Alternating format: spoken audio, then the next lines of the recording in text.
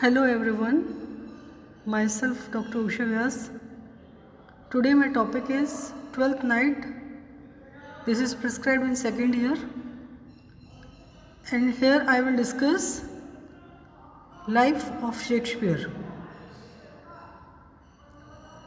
William Shakespeare was born in the town of Stratford upon Avon in Warwickshire, England, and baptized on 26th April 1564 according to the parish register. His date of birth is popularly believed to be 23rd April, but this is conjectural. Shakespeare's mother, Mary Arden, was the daughter of a wealthy land-owning farmer. His father, John Shakespeare, was a tradesman and an elected alderman. Scholars believe that Shakespeare was educated at King's New School, the local grammar school. It is assumed that the Stratford of education there was probably quite high, and that Shakespeare was taught Latin grammar and the Latin classics. A marriage license was issued to Shakespeare in 1582 regarding his marriage to Anne Hathaway of a neighboring village. 6 months later, Anne gave birth to their first daughter, Susanna. 2 years later, twins, a son Hamlet and a daughter Judith, were born to the couple. Hamlet died at the age of 11. There is no extant record of Shakespeare's life during the years between the birth of the twins and his first appearance in London as a dramatist. Biographers resort to legends and apocryphal stories in a bid to fill this void in our knowledge, but with little evidence to substantiate them. Historians refer to this decade of Shakespeare's life as the lost years. We do know, however, that several of his plays were on London stage by 1592 and that he had by this time made a name for himself as a playwright and actor. By 1594, Shakespeare was associated with the leading theatre company, the Lord Chamberlain's Men, and became the principal playwright. Members of this company soon built their own theatre south of the River Thames and called it the Globe. Shakespeare was also a shareholder in the Lord Chamberlain's Men, and his fortunes prospered with the success of his theatre company.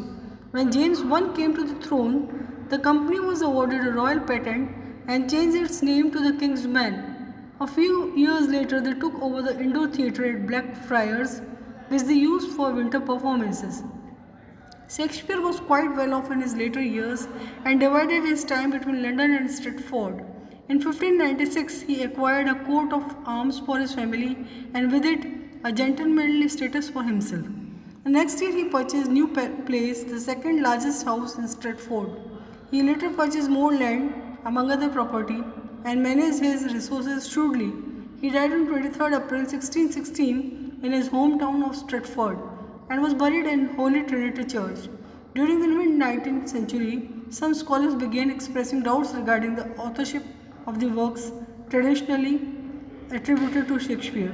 The fact of Shakespeare's life seems so prosaic and ordinary, his level of formal education seems so average, his experience of life is so limited, and his business dealings revealed a mind so grounded in reality, far from the prevailing romantic notions of a poetic genius, that these scholars hypothesized that perhaps it was Francis Bacon or Christopher Marlowe or Edward de Vere, the Earl of Oxford, who was the real Shakespeare.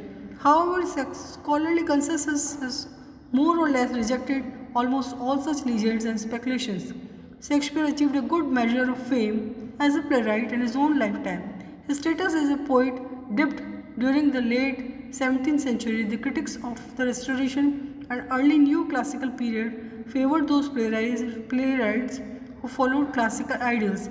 However, from 18th century, his reputation began to grow steadily, and he soon came to be regarded as the national poet. By 19th century, his works began to be read outside England. The Romantics were lavish in the praise of his works and attempted to emulate Shakespearean verse drama. The Victorians worshipped the poet as King Shakespeare. The Bard of Avon influenced not only poets but also novelists, composers, and painters who created great works of art inspired by his plays and characters. The various modernist and postmodernist movements embraced the works of Shakespeare, finding in them scope for the exploration of the avant-garde.